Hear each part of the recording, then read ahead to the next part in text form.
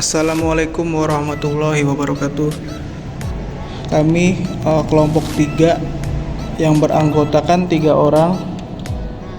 Yang pertama Feni Monika Sari, lalu Kristiana Heldiensi Detan, dan saya sendiri Septian Adi Pamungkas.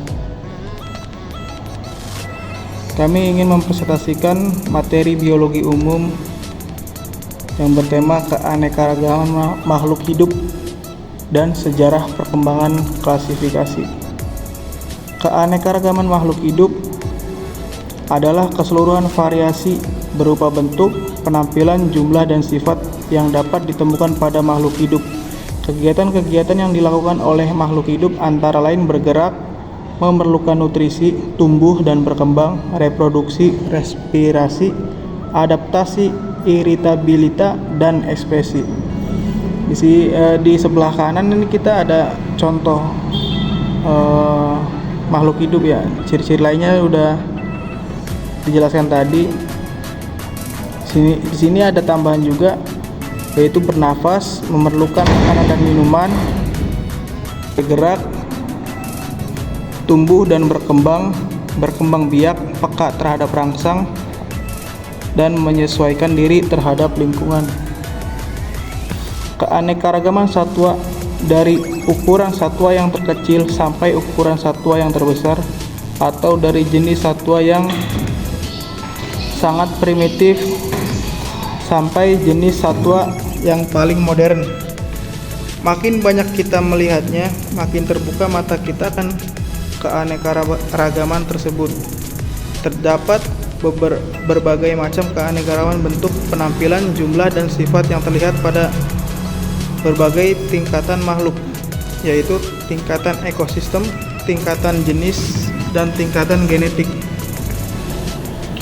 Keanekaragaman ekosistem merupakan suatu satuan lingkungan yang terdiri dari unsur-unsur biotik, yaitu jenis-jenis makhluk hidup serta unsur abiotik, faktor-faktor fisik, iklim, air, tanah, dan kimia, keasaman, dan salinitas yang saling berinteraksi satu sama lain. Gatra yang dapat kita gunakan sebagai ciri keseluruhan ekosistem adalah energetika, taraf, trofi atau makanan, yaitu produsen, konsumen, dan redusen. Pendauran hara dan produktivitas jenis yang dapat hidup dalam ekosistem ditentukan oleh hubungannya dengan jenis lain yang tinggal dalam ekosistem tersebut. Ekosistem terdiri atas perpaduan berbagai jenis dengan berbagai macam kombinasi lingkungan fisik dan kimia yang beraneka ragam. Keanekaragaman jenis spesies merupakan suatu satuan organisme yang dapat dikenal dari bentuk atau penampilannya dan terdiri atas pengelompokan populasi atau gabungan individu yang mampu kawin sesamanya secara bebas, tetapi tidak dengan melakukan dengan jenis lain untuk menghasilkan keturunan yang menyerupai tetuanya. Lingkungan tempat hidup jenis ini beraneka ragam selama bermiliar-miliar tahun. Melalui proses evolusi telah terbentuk jutaan jenis yang berbeda-beda. Cara proses ini berlangsung mengakibatkan adanya keterkaitan antara jenis yang satu dan jenis yang lainnya. Keterkaitan inilah disebut kekerabatan. Faktor kebakaan, susunan genetik suatu jenis diturunkan dari suatu generasi ke generasi berikutnya. Oleh karena itu, anggota jenis yang sama akan memiliki kerangka dasar komponen genetik atau kromosom yang sama. Sebaliknya, kerangka dasar komponen genetik kromosom jenis yang berbeda akan berbeda pula. Perbedaan ini terjadi dalam rangka penyesuaian suatu jenis terhadap lingkungan dan tempat hidupnya. Keanekaragam mikrobiota Indonesia. Jenis mikrobiota Jasrenic atau berpegang pada pola yang diperlihatkan kelompok makhluk lain yang sudah tersusun jumlah jenisnya, maka dapat diduga mikrobiota yang berasosiasi bersama makhluk lainnya dalam ekosistem di sekitar kita melebihi 10% dari mikrobiota yang diperkirakan ada di dunia. Contoh, kelompok ini diantaranya jenis bakteri pembusuk, misalnya jenis yang menyebabkan terjadinya fragmentasi terasa ataupun yang membersihkan makanan. Bakteri Rhizobium yang mampu menambah nitrogen bebas, bakteri Pseudomonas cacophilus yang menyebabkan keracunan mematikan bila mikroorganisme tempe bengkek, bakteri Escherichia yang mencemari air, dan gangam Anabaena azoela dimanipulasi untuk dimanfaatkan sebagai pupuk hijau karena kemampuannya memiksasi nitrogen bebas bila bersimbiosis dengan tumbuhan paku air atau Azolla pinnata. Keanekaragam tumbuhan berpemulut.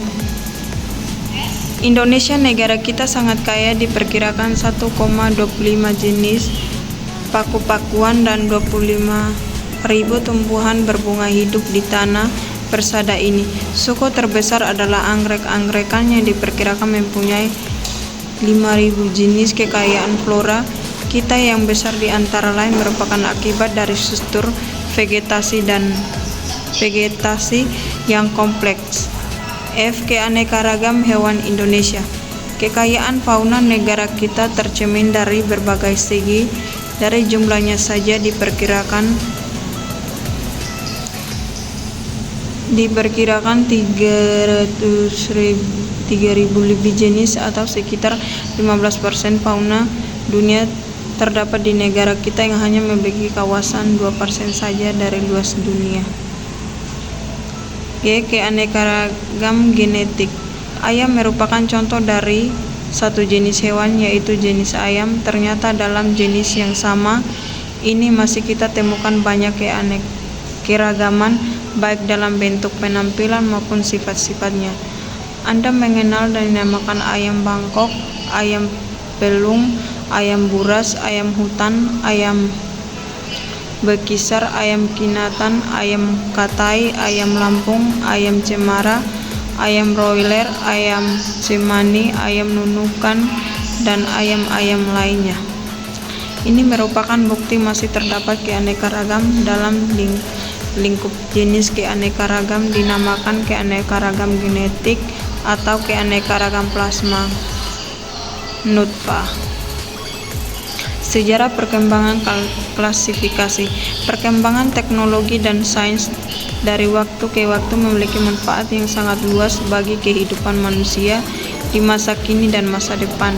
Demikian juga dalam ilmu biologi, salah satunya adalah mengenai sistem klasifikasi makhluk hidup, di mana dengan perkembangan telah memudahkan manusia dalam membuat klasifikasi. Klasifikasi adalah pengelompokan aneka jenis hewan atau tumbuhan ke dalam kelompok tertentu. Pengelompokan ini disusun secara urut sesuai dengan tingkatnya atau hierarkinya, yaitu mulai dari yang lebih kecil tingkatnya hingga ke tingkat yang lebih besar. Ilmu yang mempelajari prinsip dan cara klasifikasi makhluk hidup disebut taksonomi atau sistematik. Prinsip dan cara mengelompokkan makhluk hidup menurut ilmu taksonomi adalah dengan membentuk takson. Sistem klasifikasi makhluk hidup dikelompokkan dalam satu satuan kelompok besar yang disebut kingdom. Ada beberapa sistem klasifikasi organisme yang dikemukakan oleh para ilmuwan hingga saat ini, yaitu klasifikasi 2 kingdom, klasifikasi 3 kingdom, klasifikasi 4 kingdom, klasifikasi 5 kingdom, klasifikasi 3 domain, dan 6 kingdom. 1. Klasifikasi 2 kingdom. Ilmuwan dari Yunani yaitu Aristoteles adalah yang pertama memperkenalkan sistem klasifikasi pada organisme, di mana ia membagi organisme menjadi 2 kingdom, yaitu kingdom planet tumbuhan dan kingdom animalis. Hewan. Kingdom planet meliputi sebuah tumbuhan tindakan bergerak, dan kingdom animalis meliputi sebuah hewan bergerak. Sistem klasifikasi Dua kingdom ternyata masih memiliki banyak kekurangan di antaranya. Tidak bisa membedakan organisme eukariotik dan prokariotik. Organisme uniseluler dan multiseluler serta organisme fotosintetik dan organisme non-fotosintetik. Banyak makhluk hidup yang tidak termasuk dalam kategori manapun tidak menggunakan karakteristik lain seperti struktur sel, sifat dinding sel, cara memperoleh makanan, habitat, reproduksi, dan hubungan evolusi dalam pengklasifikasian.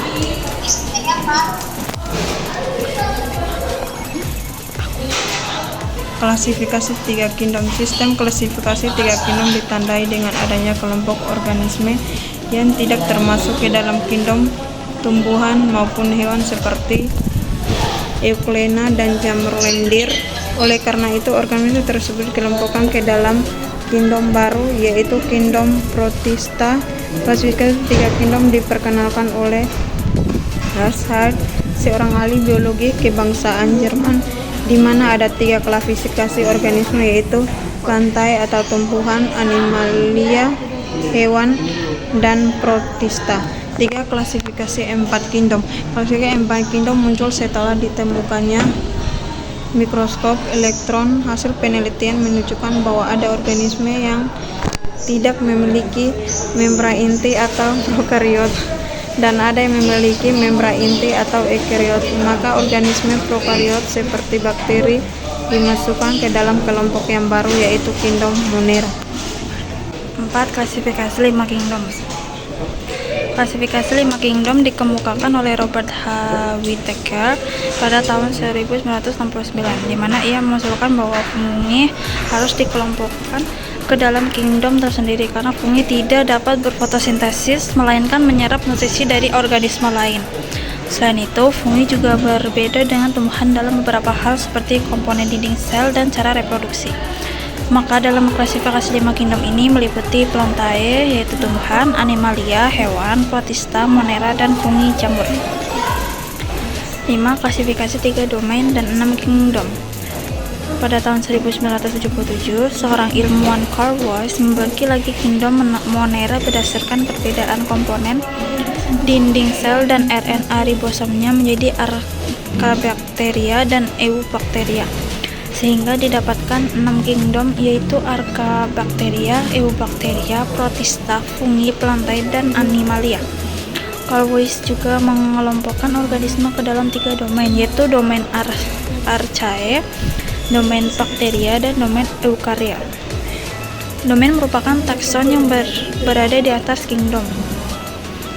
Baik, sekian presentasi dari kami kelompok 3.